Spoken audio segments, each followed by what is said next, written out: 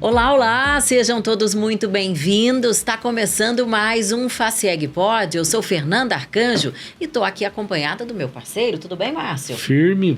Coisa Pedra boa. 90, aqui no bambeia, não. Então tá bom. Ainda mais falar de um assunto que, modéstia à parte, eu gosto, eu entendo. É, o assunto. Eu só não exerço, né? Só trabalho. Passeia pouco. Hoje nós vamos falar de turismo, gente. Nós estamos recebendo aqui o Ricardo Rodrigues, que ele é presidente do Sinditur e do Setur. Seja bem-vindo, Ricardo. Muito obrigado mesmo pelo espaço. É sempre bom a gente estar falando de turismo. O estado de Goiás que cresce o turismo, é proporcionalmente o turismo que mais cresce no país, e também à disposição para a gente falar. Começa explicando para a gente o que é o Sinditur e o que é o Setur. Bom, o Sinditur é o Sindicato de Turismo e Hospitalidade do Estado de Goiás, que representa as empresas de turismo, né? Aí nós temos diversos segmentos, nós vamos desde aí das PACs, né, a boates, a camping, a lavanderias. O que são PACs? As PACs são as funerárias, né? Uhum. Fazer turismo em funerária? Na verdade, eu até fui pesquisar um pouco mais sobre isso, porque me fui perguntado um dia, mas por que as PACs, por que as funerárias estão dentro do sindicato de turismo, né? Não, eu vou explicar, você vai entender que sim. Eu antes brincava, falava assim, não, é um turismo, né, que você compra uma passagem só e só hospeda o resto da vida e nunca mais volta, né? Tô fora. É só de ida. Turismo na eternidade. Turismo na eternidade. Mas não, é pelo simples fato da hospitalidade. Então, quando você perde um ente querido, as Páscoas é um momento ali onde vai receber os seus familiares, sempre tem aquele cafezinho, biscoitinho. Então, você respeita, é um lugar próprio para isso. Geralmente são lugares mais tranquilos, né? Tem uma normativa, as pessoas estão consternadas. Então, ali tem pessoas profissionais que já trabalham nessa área, recebem, ajudam a receber as pessoas. Então, é o turismo por isso, que todo mundo quer fazer e o turismo que ninguém quer fazer. Que ninguém quer fazer, né? Exato. Mas que um dia faremos, né? Todos, quer queira ou não, né? E aí, dando segmento, então, as empresas que representam todos esses segmentos aí, então, boate, hotéis, todos os meios de hospedagem, a gente vai de hostel, hotel, motel, pensões, né? Então, existe aí, hoje tem campings em alguns lugares, hotéis, fazendas, né? Hoje aquelas cachoeiras, por exemplo, ali na região de Pirinópolis, Corumbá, já estão com algumas até com trailers, outras também já criando cabaninhas. Então, são novos meios de hospedagem. A gente sabe que em Cavalcante, por exemplo, barracas, né, campings. Então, a gente representa todas essas empresas, tem um CNPJ e emprega, a gente representa essas empresas. E lavanderias, né? Nós temos aí... Lavanderia é curioso também. Lavanderia, porque justamente trabalha em conexão com os meios de hospedagens, né? Então, uma boa roupa de cama lavada, confortável, faz parte também de tudo isso. Por isso que eu digo, uma das grandes diferenças do Sinditur é essa. Ali nós temos na federação Sindiótica, Sindiaçougue, Sindibares, Sindibeleza, é bem segmentado. Mas quando vem para o Sinditur, nós temos uma gama enorme. É bem amplo, É né? bem amplo. Se você pegar as nossas convenções coletivas, ele logo no começo já fala todos os segmentos que a gente representa. É importante uma ressalva aqui, Fernanda, porque é provável que alguns dos nossos ouvintes não entendam. Você falou federação. O que é essa federação? Bom, nós temos as empresas são representadas por nós, os sindicatos, né? As federações, né? Nós temos essa pirâmide, vamos dizer assim, são formadas pelos sindicatos, né? E a CNC, que é a Confederação Nacional, é formada pelas federações. Então, nós somos eleitos, nós presidentes do sindicato, nós elegemos o nosso presidente da federação, que é a FEComércio. Até mandar um abraço show, Marcelo Baioc, para o nosso grande amigo, né?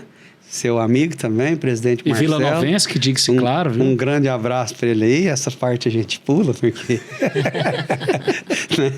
Mas é isso. E então, os presidentes das federações do seu estado votam e elegem o presidente da confederação. Essa é a nossa pirâmide, né? E então é isso. Então, nós estamos ali com o Sinditur representando as empresas, né, que estão nesses segmentos de turismo. E o setor? O Setur é o Conselho Empresarial da Federação do Comércio. Ele é uma câmara, não é uma câmara, já é um conselho, mas começa em vários estados ainda está como câmara, e depois se torna o conselho. Então, nós já estamos constituídos há 7 anos. Quando entrei o presidente nato é o próprio presidente Marcelo Baioc, mas ele pode deliberar. E para eu estar à frente do Sindicato de Turismo do Estado, ele me deliberou o Setur também.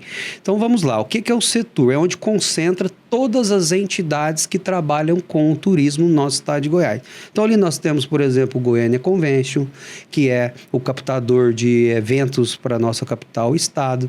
Nós temos a ABIH, que é a Associação Brasileira da Indústria da Hotelaria, o SIGO, o próprio Sinditur, é uma das entidades, é uma das 23. Nós temos ali Coração da Fé, que é o turismo religioso de Trindade, Caminho de Cora está conosco. Todas essas entidades, associações, né? Nós temos ali locadora de veículo, a ABLA, a BEOC, né? Que também são Associação Brasileira de Eventos. Nós temos a ABAV, que é a Brasileira de Viagens, a Abracerva, que são de cervejas artesanais. Então, tudo que está ligado ao turismo e tem uma associação ou um sindicato, o próprio Sindibares, o Sinditur Anápolis, o Sindipit Dog. Então, tudo que é ligado ao turismo, hoje nós somos 23 entidades, né? Representa a gente que chama de trade turístico. Então, o trade turístico são as pessoas, os profissionais da área privada que trabalham diretamente com a sua representatividade em cada uma das suas associações ou sindicatos, e funciona também o Setur como um grande fórum de discussão. Nós somos o elo de ligação, o vetor das proposições da iniciativa privada para levar isso ao setor público. Então, a gente faz projetos, a gente cria eventos, cria congressos, ajuda em tratamentos de criação de leis, né? Então, é o conselho que trabalha em prol do nosso segmento, que é o turismo.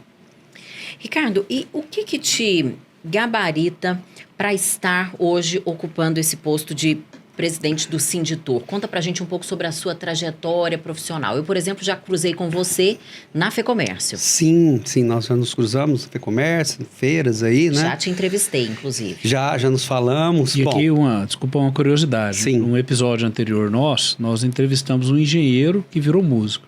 Uhum. Agora nós vamos entrevistar um engenheiro que virou empresário do turismo, né? Exato. Bom, a minha história começa desde novo.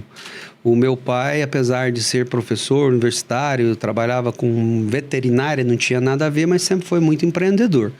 Então, ele construiu o primeiro hotel, nosso Hotel Sol, ali no centro, na 51 com a 52, há 38 anos atrás, e nós nascemos dentro da hotelaria, né? Então, um dos princípios básicos para que a gente possa estar ocupando hoje a presidência do Sinditur, que me gabaritou para o setor, é justamente porque a gente tem uma empresa, né, do setor de turismo, uma empresa ativa, uma empresa que está funcionando, né, está aí cumprindo o seu papel, gerando empregos, né, gerando impostos. Então, para que eu possa querer ser presidente, ir atrás, procurar e poder criar uma chapa, né, no momento correto de uma eleição, eu tenho que ser do meio, eu tenho que ser um empresário do segmento daquele sindicato que representa o seu segmento.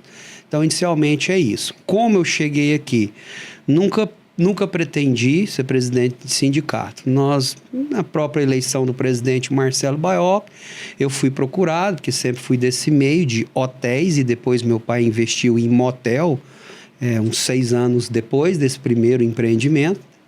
Então, hoje nós somos empresários de hotéis e motéis em Goiânia e em Aparecida de Goiânia, né? Então, nós temos 6 unidades entre hotéis e motéis, e nós temos aí desde hotéis populares, econômicos, até o executivo. E os motéis. Então, fomos procurados, à época até da primeira eleição do presidente Marcelo, porque nós não estávamos muito satisfeitos com as convenções coletivas, e aí tinha uma turma que nem era eu. Hoje é o meu vice, o Michel, mandar um abraço para ele também, é um dos principais culpados de eu estar como presidente. E aí me procuraram se eu conseguiria reunir os moteleiros, que não precisava de abrir um novo sindicato. Era só a gente assumir o que já existia, ajudar a assumir. Então eu consegui essa reunião. Nessa reunião nós conseguimos uma grande adesão, vieram moteleiros do estado inteiro de Goiás e acharam por bem então a gente somar e não dividir. Então, nós criamos uma chapa em conjunto, aí vai falar quem vai ser o presidente, né? Aí os que encabeçavam esse movimento, o Michel, o outro, o doutor... esqueci agora o nome. E o doutor Eustáquio e o doutor Pedro. Aí... quem vai ser o presidente? Aí não tinha quem queria ser, não tinha. Começa aquela briga, né? Aquela briga, vai você, eu não, vai você, eu não. E eles armaram uma verdadeira arapuca para mim, junto com o presidente Marcelo, lá no Secov, me chamaram lá, eu fui até sem saber o porquê, e lá eles revelaram que teria que ser eu. Eu falei, mas por quê? Pelo seu currículo, não sei o quê. E aí tem uma história longa que tem o Ibrahim, né? Um grande amigo, Ibrahim Coelho, que está na federação há muitos anos. Há mais de 10 anos que me falava, Ricardo, você tem perfil, você tem que ir e tal. Mas eu nunca queria ir, porque justamente como engenheiro fui eu que depois que me formei, eu já consegui construir a segunda, a terceira, a quarta. Eu virei o engenheiro da empresa e administrador ao mesmo tempo. Mais no final aí a gente falou, já tá bom de tanto hotel e motel, agora vamos administrar. Eu fui para a parte financeira, fui estudar finanças, né? E foi quando começou a ocorrer esse evento aí, de me chamar e tal, e eu não queria de jeito nenhum, mas aí o próprio presidente, Marcelo, falou, não, você vai ser, e o Brian falou muito bem, e aí eu entro dessa forma, e aí entrei, peguei gosto, e fui entender o que era um sindicato, né, a época ali, já entro num momento onde os sindicatos perderam as contribuições compulsórias, então nós tivemos que trabalhar mesmo, reinventar o sindicato, já tem quanto criar tempo? Serviços, 7 anos. 7 anos. Isso. Vamos falar da MAG? Fernanda, a MAG é uma seguradora maior do mundo e ela tem uma expertise em seguro de vida coletivo. E ela, justamente por conta de conseguir fazer esse trabalho de maneira pulverizada, ela consegue levar para as empresas valores extremamente acessíveis. Então, você quer ter uma proteção, todo mundo sabe que a vida é um risco, né? Então, para você se garantir, se proteger, você pode fazer uma contratação de seguro coletivo para você, para sua família e também para sua rede de colaboradores. Márcio, como é que eu faço para contratar a MAG Seguros? É só procurar uma das redes, uma das nossas associações comerciais. Ô, Ricardo, como é que está a estrutura hoteleira goiana? Nós estamos aí... Está longe, mas está próximo de vir um grande evento para Goiás, que é o MotoGP.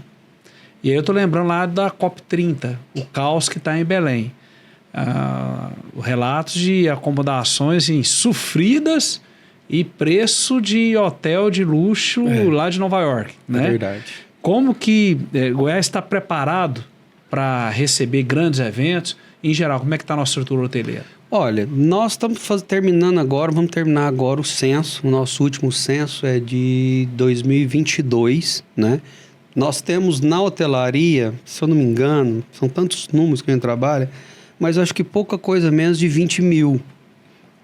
20 mil unidades, né? Isso aí para leito aumenta bastante, porque tem unidades até para 3, 4, né? Leitos, mas nós vamos precisar sim de um trabalho intenso em conjunto com as cidades vizinhas, que já começou terça-feira passada, foi o café da manhã com a BIH e o SIGO, fui convidado, tinha já inclusive uma representante, não me lembro o nome da empresa agora, mas é a empresa responsável por procurar a hospedagem para pelo menos de 1.200 a 1.500 profissionais que chegam primeiro, a equipe, o pessoal que trabalha no próprio evento, né? Então, essa empresa já nos procurou, tem alguns hotéis já bloqueados para essa equipe. Só um parêntese, quando vai ser? 22, 23, 24 de março, se não salvo engano, mas foi até 26. 2026 em março, isso. Foi antecipado no final de semana. É nesse final de semana aí. Não sei exatamente se é 22, 23, 24, 25, mas é isso. Véspera do meu aniversário, tá? Então já agenda. Você não esqueceu o presente. Já vou agendar. Então, através da própria BIH, né, ontem mesmo, findando a reunião da FEComércio, eu também já reuni com o nosso superintendente lá, o Fabrício, a Fernanda, que é do Goiânia Convention, justamente para a gente fazer um chamado para a equipe que está cuidando disso do governo, para a gente entender, né, como que eles estão trabalhando também, mas sem dúvida nós já estamos acionando a todas as cidades vizinhas, porque vai precisar. Então, assim, já estão procurando todos os meios de hospedagem, nós mesmos com os nossos motéis, os amigos moteleiros, o pessoal já está procurando. Nós vamos precisar também, com certeza, do envolvimento dessas plataformas, né, que existe aí de locação. Airbnb. Isso, Airbnb, Booking, Hotels.com, tudo já vende hoje esse tipo de hospedagem. Então, assim, nós vamos iniciar um trabalho bem forte agora mesmo, de fato, e já está perto, sim. Já está muito perto. A expectativa é de receber quantas mil pessoas? Já dá para ter essa ideia? Olha, é difícil, né? Nós fizemos um festival agora gastronômico, por sinal muito belíssimo. Você faz o primeiro... Em Pirinópolis? Você fica... Não, foi aqui em Goiânia mesmo. Parque Exposições. No Parque Exposições. Sim, verdade. Isso. Então, nós falávamos ali, poxa, 15 mil, será? E tal, deu 40. Né? Então, assim, foi uma coisa maravilhosa. Aí, quando você pega dados do passado, né, naqueles últimos GPs que aconteceram em Goiânia, eles falam entre 100 mil, 130 mil. Uau. Né? Então, eu acredito que agora vem bem mais. Né? Nós temos um estado aí que daquela época para cá cresceu muito. Então, muita gente do próprio interior de Goiás vai vir, que naquela época não vinha. Né? Mudou muita coisa. A gente sabe que o poder aquisitivo, por mais que a gente tenha problemas econômicos e tal, mas o cara hoje ele parcela e dá um jeito. A grande diferença da Fórmula 1 com o MotoGP é esse. Quando você fala em Fórmula 1, você tem mega milionários que estão ali, ou pessoas muito ricas. Mas quando você fala no GP, ele é um pouco mais popular. Né? O cara já consegue comprar uma moto legal aí a partir de 25, 30 mil e vai mexendo nela e vai equipando, até motos, obviamente. Então, muita gente vai sair aí, por isso nós tínhamos lá na nossa reunião conosco, um dos representantes dos motociclistas, aprendi esse dia a puxar minha orelha, motoqueiro é quem faz entrega. Então, é motociclista. Já motociclistas do Uruguai, do Paraguai, da Argentina, do Peru. Motociclista já bateu cabeça falando que você tá certo, viu? Todo mundo, então, já fazendo contato com ele, que é um dos representantes aí. Até peguei o contato dele também, porque a gente tem que trazer esse pessoal e entender. Então, assim, eu penso que para mais de 150 mil pessoas. O que são os desafios de quem quer empreender no ramo de hotelaria hoje, os maiores? Na hotelaria? Olha, a gente, enquanto turista, a gente analisa desde a pilha do controle remoto até a qualidade da roupa de cama, não é não? Esse é um grande problema, mas são vários, né, Márcio? São vários. Começa desde eu, por exemplo, enfrentei um problema que eu não achava um profissional para escrever um bom projeto para captar um recurso. Né? Então, assim, você tem desde a dificuldade de um profissional desse, quando você acha ele é muito caro, mas se você conseguir desenvolver junto com esse profissional um bom projeto, a gente entra na questão burocrática. Até que se aprova um projeto desse, é uso do solo, é prefeitura, né?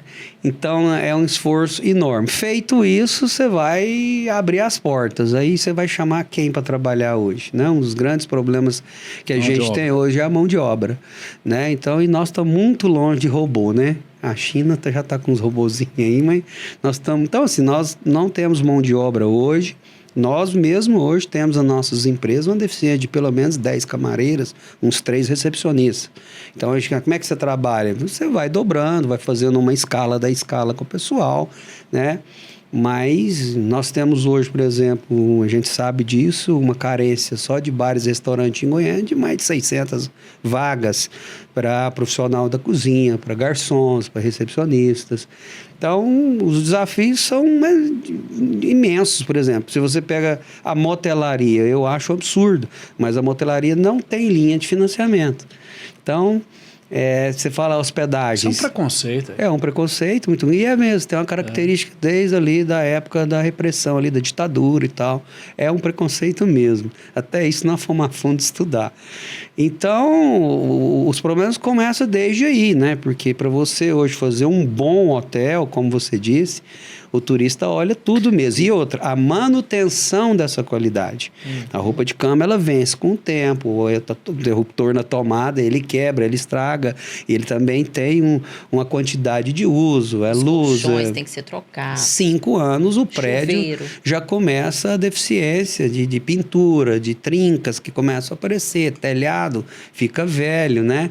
A sua estrutura de aquecimento de água solar era somente por tubos e aquecia a água pelo sol. Hoje não tem isso mais. Você aquece hoje por equipamentos, porque você hoje tem a fotovoltaica, que gera energia elétrica. Então, essas placas já foram obsoletas. Quem não ficou atento com isso, né? Então, hoje usa mais para aquecimento de piscinas, e assim mesmo estão ficando obsoletos. Cada dia melhores equipamentos.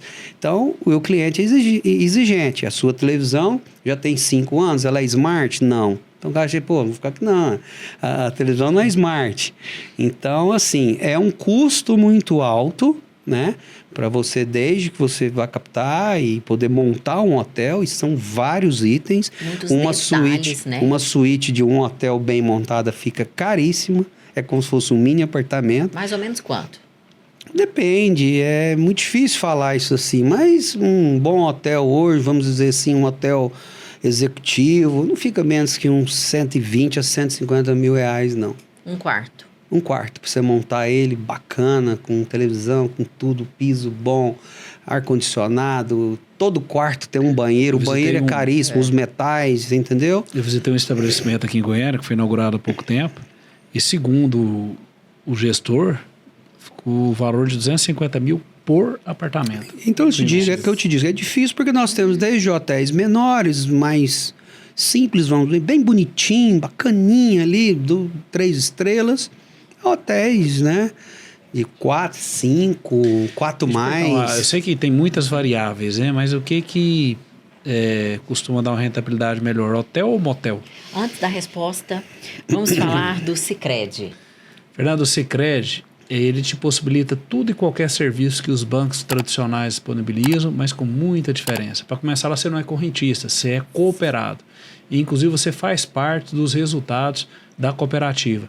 Outra marca muito bacana do Sicredi, o atendimento é humanizado, personalizado. Você pode observar que enquanto os bancos tradicionais estão fechando a agência, o Sicredi está abrindo. E uma terceira marca também muito bacana, o Sicredi é amigo da comunidade. Eu falo isso com relato de vários presidentes das nossas ações comerciais, lá no interior, os eventos da cidade, o Sicredi é parceiro, é amigo, está sempre junto. Então, se você já empreende ou vai empreender no ramo de hotelaria, por exemplo, você tem que ir para o Sicredi. Isso aí. Bom, agora a resposta, hotel ou motel? Bom, hoje na nossa empresa, a hotelaria. Nós estamos com um executivo ali há 7 anos e nós temos muito esse cuidado, né, com sempre estar atento a esses detalhes, as reformas, as reposições, e retrofitamos um outro hotel nosso, o Buriti, que está novinho, né? E a gente percebe o seguinte, o público é um pouco diferente, né? Então, nós temos um público ali que vem mais para negócio ou passeio, né? O público do motel já é um público mais da região, mais local. E a gente percebe que quando a economia vai bem, a motelaria aquece. Quando a economia piora, é um termômetro impressionante. Nós temos curvas, décadas de curvas, né? O amor e o dinheiro tá meio junto? Na verdade é o seguinte, a cabeça, A linha né? de raciocínio é o boa. bolso influencia. Quando o sujeito está com dinheirinho a mais, ele fica mais alegrinho, ele fica mais com sangue mais quente, né? E quando está em crise, por ser um público, eu digo C, né? B, C, um público, pelo menos é o público que a gente trabalha, porque hoje tem também.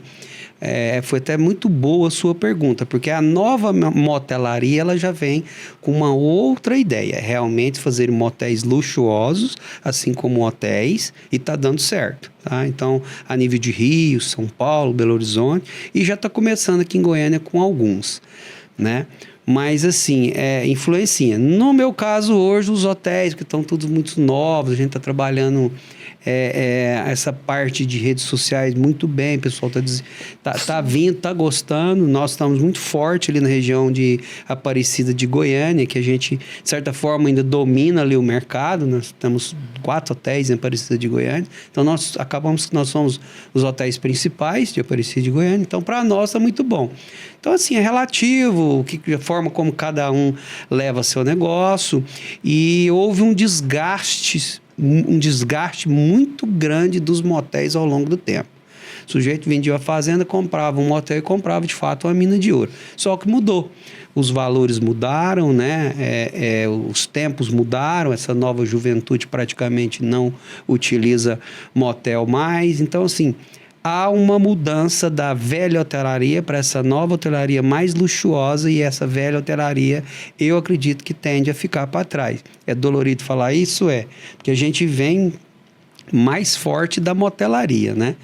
Então é relativo, mas se você hoje tem um bom motel, cuida e tá com suítes legais, diferentes, e tá sempre ali a cada 1 ano e meio, 2 muda, coloca um chamariz, algo diferente, a gastronomia tá entrando forte na motelaria, né? Então já tem alguns investindo, inclusive com cardápios assinados por chefes, né? Então tá dando muito certo ainda. É difícil falar, né? Porque é bem relativo, uma forma que cada um foca.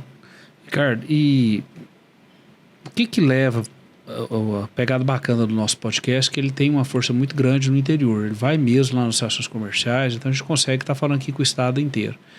O que leva um hotel no interior a filiar no Sinditur? O que eu ganho com isso?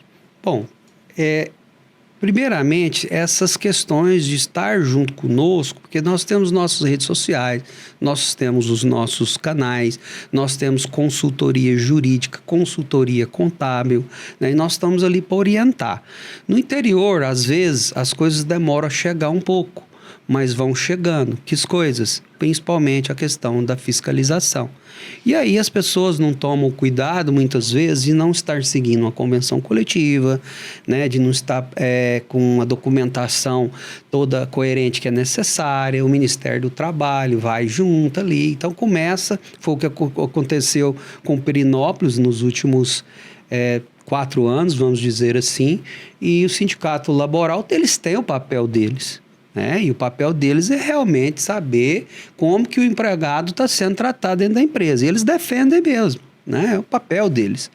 E tem eles têm muitos subsídios para chegar. Então chegaram em Perinópolis e notificou todo mundo, né? E aí você via ali que os empresários nunca se preocuparam com isso.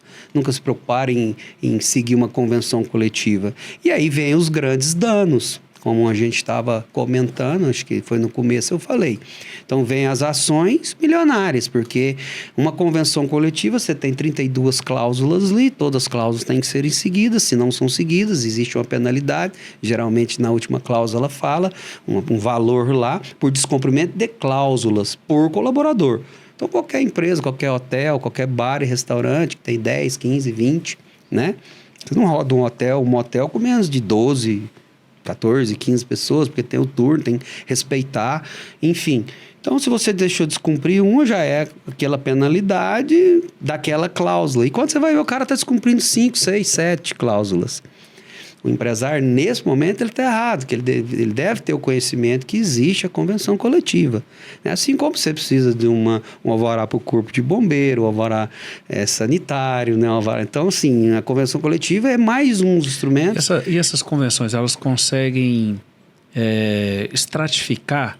Porque uma coisa é um hotel com 10 funcionários, outra coisa é um hotel com 1.000 funcionários. Sim. Ou é uma regra única para todo mundo e se vira? Deixa eu chamar antes a FIC. FIC Goiás vem aí. Sim. Fernanda, a FIC Goiás é o maior evento do setor produtivo goiano. Vai acontecer agora no finalzinho de outubro, começo de novembro. Vai envolver FACIEG, FIEG, FEComércio, OCB, Fórum Goiano de Habitação e SEBRAE. Essas 6 instituições estão fazendo um evento que vai mexer com a indústria, com comércios, cooperativas, os micro e pequenos empreendedores. Aí está todo mundo lá no Centro de Convenções de Goiânia. E a sua empresa vai ficar de fora? Não pode, né? Você vai ter a maior vitrine do estado à sua disposição. Márcio, eu não posso perder esse treino, não. Como é que eu fico sabendo dessa FIC? Vai nas associações comerciais, que lá você vai ter todas as informações. Excelente. Então, agora a resposta, você lembra da pergunta? Sim, você disse com relação à diferença de portes de empresas, né? Principalmente, eu acho que se eu entendi foi isso. Se a convenção ela respeita essa particularidade. Esse foi o grande desafio que eu enfrentei quando eu cheguei, mas logo quando eu cheguei, eu tratei de colar no Dr. Rogério, que tem 22 anos de federação, é o advogado que auxilia os sindicatos e começamos, de fato, uma peregrinação no estado, principalmente nas cidades mais, que a gente teria alguma entrada, em cidades um pouco maiores, né? Por exemplo, Itumbiara, Jataí, Rio Verde. Caldas Novas. Caldas Novas não é meu, Não. Lá tem um sindicato específico. Tem, um sindicato patronal específico, Caldas tem, Rio Verde tem e... Anápolis, né? Mas ali em Rio Verde fica o sindicato laboral, por isso que eu disse Rio Verde anteriormente. É onde fica a sede do sindicato laboral. Então começamos a conversar com os sindicatos laborais, várias outras cidades, né? Próprio Perinópolis, as cidades já estavam tendo mais problemas para poder entender essa diversidade, né? E realmente é o maior desafio, que como que você constrói um instrumento único, né? Para tantos segmentos e tantos portes de empresas diferentes. Mas nós fomos catando aquilo que era mais importante de todos os segmentos. Fizemos uma peneira inicialmente e começamos a construir as convenções coletivas. E a cada momento que iam entrando mais associados, a gente fazendo as chamadas, fazendo as reuniões e peneirando isso cada vez mais. Obviamente que quem participa mais tem mais, traz mais ideias, né?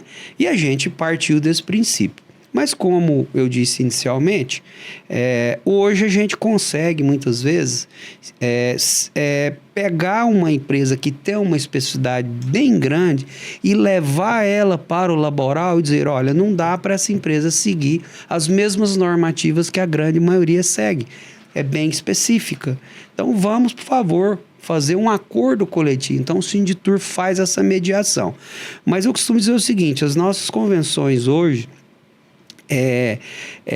apesar de serem duras, vamos dizer assim, igual todas são, né? As convenções coletivas, ela tende ao protecionismo do trabalhador.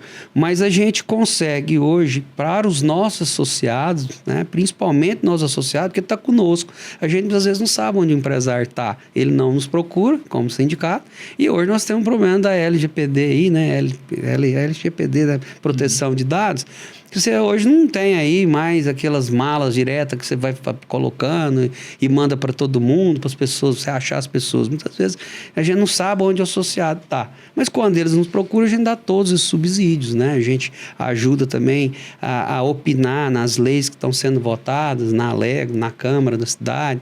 Hoje a gente tem uma proximidade com muitos parlamentares. Então o sindicato trabalha nesse sentido, né? E conseguimos hoje fechar por acordos coletivos, né? Então, uma das soluções que nós achamos foi um grande acordo coletivo onde sintetiza os pedidos mais, vamos dizer assim, mais próximos de todos os segmentos. E conseguimos construir um acordão, vamos dizer assim, que supre a grande parte da necessidade de todos, tanto um maior quanto um menor. Mas quando destoa, muita gente ainda consegue. O que uma empresa costuma pagar para ser filiado? Hoje nós temos lá no máximo 50, 70 reais por mês de mensalidade. Geralmente as empresas de turismo costumam ser empresas micro, pequenas, máximo médio porte. Uma ou outra, né, quando é um grande resort, como é o grupo ali que a gente comentou no começo, mas geralmente são empresas pequenas. Então é isso, e tem uma contribuição assistencial também, no valor de 0,5% por semestre do salário de cada trabalhador da empresa. Então, assim, você fala, caro? Não é caro, não, pelo tanto de benefícios que a gente gerou através dos acordos que eu te disse. Então, nós tivemos o cuidado, se você pegar ali atrás o que era, o que o empresário tinha que seguir, nós já fizemos contas várias vezes com relação a isso. Chega de 250, porque como eu te disse, às vezes é uma empresa que está no simples, a outra no lucro real ou presumido, mas de 250 a 350 reais de economia por colaborador por mês. Então, quem tem 10 colaboradores, né, vamos colocar 250, são R$ 2.500 por mês de economia, né? Então, você coloca isso ao ano aí, geralmente dá a viagem da família do empresário pro litoral, né? A gente está falando muito de hospedagem, mas receber bem também envolve ter bares, restaurantes, um lugar legal para você comer.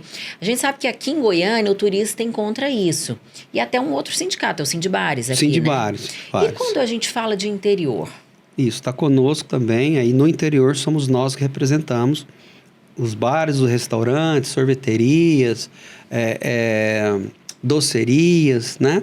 Então a gente chama... As ações são no sentido de padronizar o atendimento, o que seria? Não entendi. As ações do sindicato seriam no sentido de quê? Não, hoje, por exemplo, a gente está com essa preocupação muito grande, por exemplo, como Pirenópolis, Goiás, Aparecida, essas cidades nós temos muito associados e a gente sempre tem nas reuniões, a gente percebeu, por exemplo, levar o festival gastronômico para aquela cidade, você movimenta a cidade inteira. Pirenópolis, por exemplo, no ano passado nós enchemos a cidade, aí você lota os hotéis, você movimenta o comércio local, que afinal a FEComércio nós somos bem comércio, serviço e turismo, né? Então nós ali giramos, ajudamos a girar o comércio local, a menina do sorvetinho ele vende mais, o pessoal da pulseirinha vende mais, o pessoal que vende artesanato vende mais. A cidade fica cheia, né?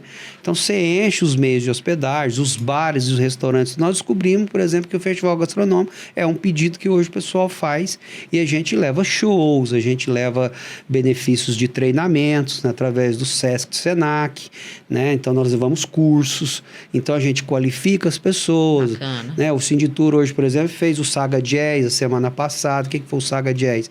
Um festival de jazz que nós apoiamos na cidade.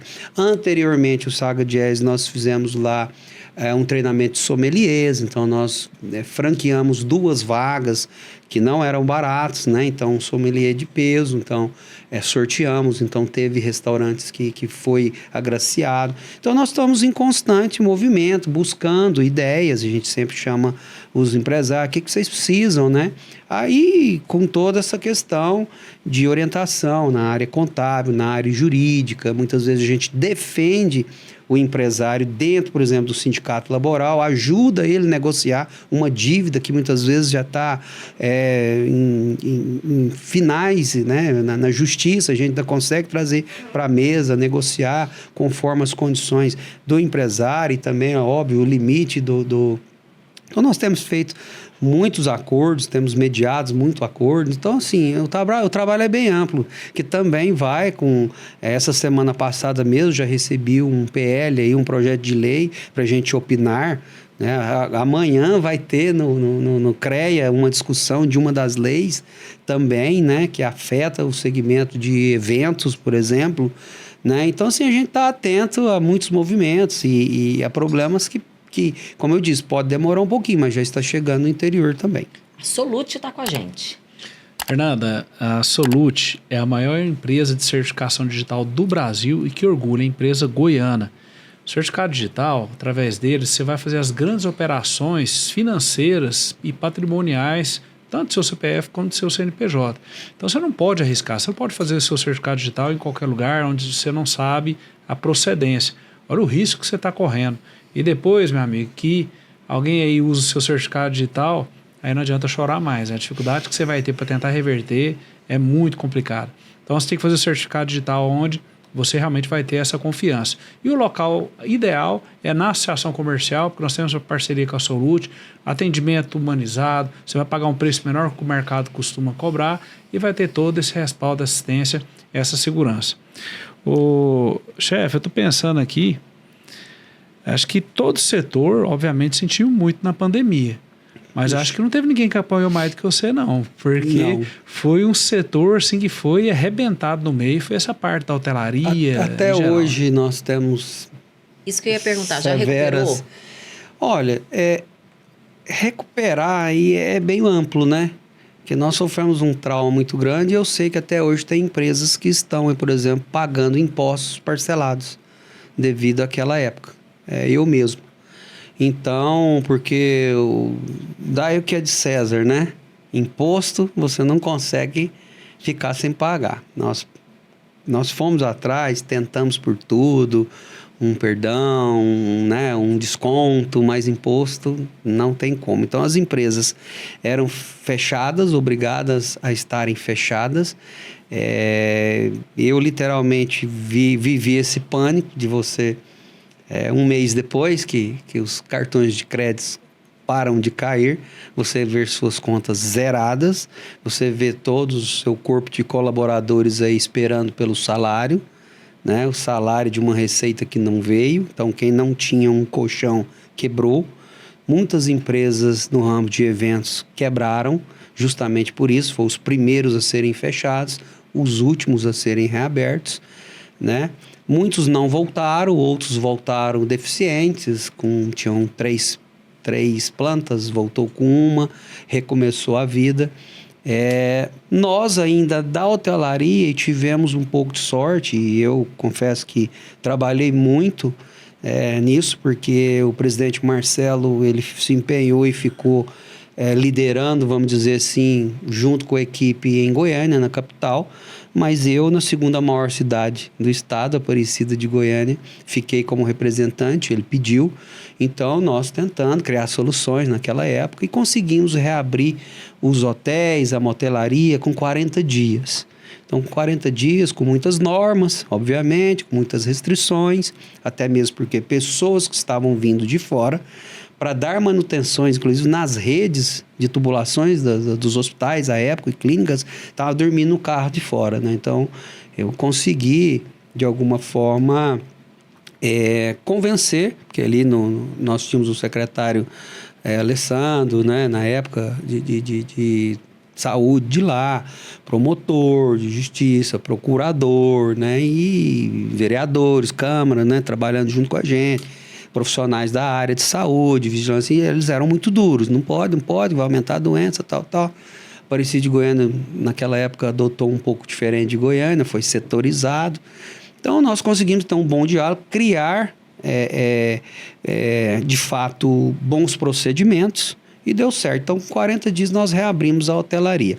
Mas o segmento de eventos mesmo, toda a cadeia, não só, aí você engloba os DJs, os artistas, os pessoal que trabalha com segurança em eventos, né? Pessoal que locava banheiros, não sei o que e tal. Garçons, pessoal de buffet. Arrebentou todo mundo. Não, foi uma coisa assim que a gente pensava, gente, será que um dia vão voltar os eventos? Né? Você chega a duvidar. Né? Então, assim, realmente muitas pessoas pegaram empréstimos, né, para retornar. Então, quando eu digo de sequelas e cicatrizes, nesse sentido. As pessoas hoje, por exemplo, estão devendo os impostos, tem a parcela do financiamento que teve que pegar, porque realmente não tinha como...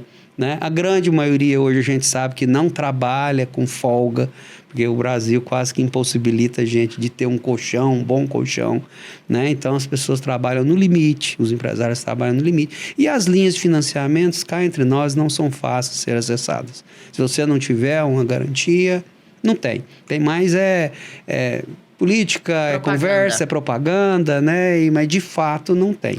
E já que nós falamos do passado, vamos falar do futuro. Mas o cenário ainda é pessimista, né?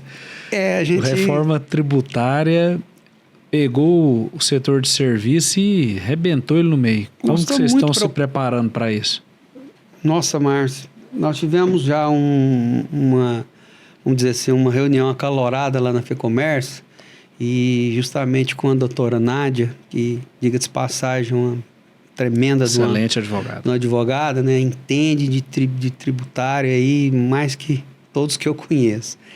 E ela teve acompanhando, né? Teve na Câmara e conversando, teve lá, e assim, é complicado.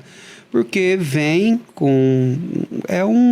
um lobo em pele de cordeiro, que a gente sabe, né? Falava-se inicialmente em simplificação, e a gente sabe que está simplificando para ficar muito fácil de cobrar o imposto mais alto que eles estão inventando, né? Então, assim, falar, Como é que a gente vai fazer? A gente não sabe ainda não, porque nem ele sabe.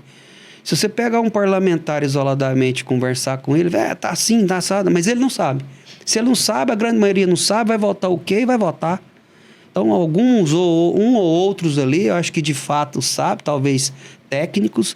Os nossos técnicos, quando eu digo nossos, até nosso mesmo, vocês aqui também, nós temos o mesmo propósito, né? Defender as empresas, defender quem produz nesse país, né? É para isso que a gente existe. Mas a nível de CNC, todo mundo sabe que vai ter um aumento de impostos. Lógico que vai ter um tempo de transição. Então, a gente tem que tentar se adequar a isso daí, mas como eu disse, é carente de bons profissionais, a gente vai precisar aí de bons advogados para orientar as empresas, todo mundo tem dinheiro para pagar um bom advogado, contadores, todo mundo tem dinheiro. A gente sabe que boa parte, se não a maior parte, no nosso país, empreende no peito, na raça, porque esse é o instinto do brasileiro. Mas nem todos terão, né, as condições de fazer essa transição conscientemente, né, sabendo agora o que ele vai colocar, quando que vai precificar o produto ou o serviço dele, né? Então, assim, nós estamos preocupados, estamos pensando nisso, inclusive eu já comecei a enxugar. Eu já enxuguei uma das nossas plantas, eu disse que nós tínhamos 6 unidades, porque nós tínhamos 7. Então, eu já enxuguei uma planta, já fiz um colchão, pretendo melhorar as outras plantas que a gente ainda não reformou, porque aí você vai trabalhar não só a questão tributária, mas aí de fato aí vem a concorrência, então você tem que ser melhor que seu concorrente. Então são algumas estratégias que não é bom nem a gente ficar falando todas, né? Porque senão a gente... A Uniodonto é parceira nossa aqui, hein, Márcio? Fernanda, a Uniodonto, ela consegue fazer um trabalho de prevenção de saúde bucal através de valores mensais por assinatura de maneira coletiva. Então fica um valor bem interessante. Quem já teve algum problema de procedimento dentário sabe o que eu estou falando. Não é só a dor não, porque dói. O trem que eu não gosto de ir é em dentista, viu? Nada contra os dentistas, tá? E uma emergência, uma dor de dente, fora de hora. Deus me livre, que trem que dói, mas também custa caro, senhor. E quando você tem a proteção da Uniodonto, ela vai te possibilitar fazer um tratamento de qualidade, com valores bem atrativos, né? Márcio, como é que eu chego na Uniodonto? É só procurar nossas associações comerciais que vai ter todo o respaldo. Ricardo, eu não sei se por conta da dinâmica do sindicato, você também tem muitas atribuições, se você tem a oportunidade de estar indo muito no interior. E por conta aqui da Facieg, eu estou no trecho. E, cara, eu estou assim, abismado com cada surpresa que eu tenho encontrado. Eu fui esses dias lá em Colinas, até parente do Marcelo Baioc, o Ivan.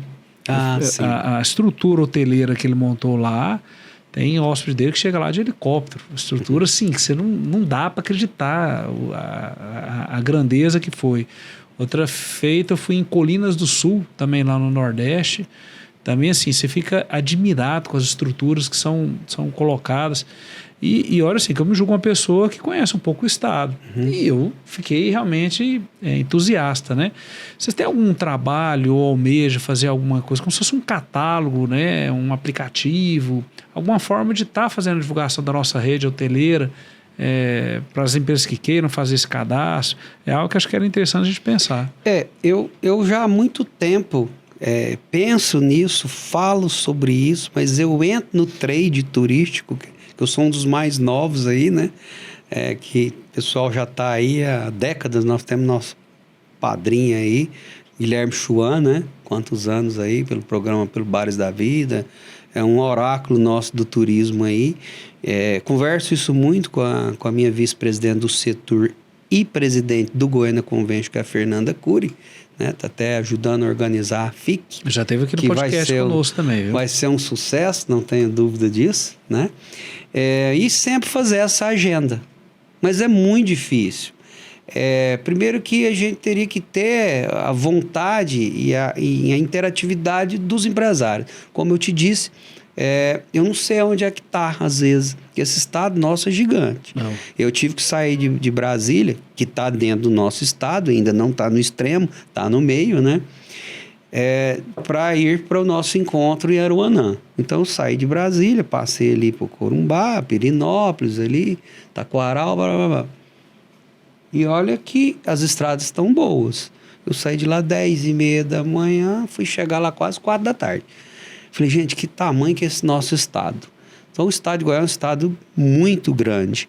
Nós temos 12 regiões turísticas e 84 municípios turísticos. Cada um com a sua outra atividade, né? Atração. E a cada dia surge coisas maravilhosas como essa que você falou e a gente não fica sabendo. Então, assim, nós também não somos procurados. Já tentei até a gente fazer uma agenda da própria capital, mas não é fácil. Você precisa de fontes financiadoras para fazer um aplicativo, alguma coisa nesse sentido. As entidades muitas vezes não se conversam, né? Cada um faz o seu evento. Então, assim, não é fácil. Não é fácil. Mas, obviamente, que se a gente tiver interesse do pessoal fazer por região, por exemplo, Pirenópolis, por exemplo, a gente já tem conversado, pensado nisso. Eu digo Pirenópolis porque realmente Pirenópolis aderiu muito ao Sinditur. Hoje nós temos aí 50% dos nossos associados são Pirenópolis. Eu nem sabia, o último censo de Pirenópolis deu 400, se não me engano, 430 e poucos meios de hospedagens. CNPJs abertos, o último censo de Pirenópolis. Está aqui, belíssimo censo, muito bem feito, professora Giovana, que é a nossa maior referência em pesquisadora aqui no nosso estado de Goiás, que lidera o Observatório Nacional, inclusive, né? Um censo muito bem feito. Então, assim, é muita coisa. E muitas vezes nós nem sabíamos que tinham tantas empresas.